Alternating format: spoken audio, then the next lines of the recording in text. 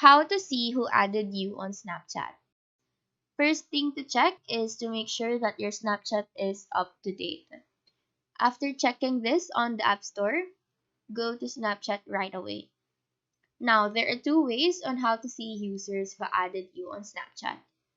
First is Add Friends option on the upper right part of the screen, this icon here. And under this Added Me tab, you can see a list of people who added you. And you can also see here how they added you. For example, by quick add or through your contacts or how many mutual friends you guys have. And in here, the option to accept them is also displayed. Another way to check who added you in Snapchat is to click on your Bitmoji here on the upper left corner and then scroll down and look for the Add Friends option. Basically, this will show you the same results we had a while ago. So that is all for this tutorial. That is how you see who added you on Snapchat. Do let us know if this video helped you out, and if you have any questions, feel free to drop them down below.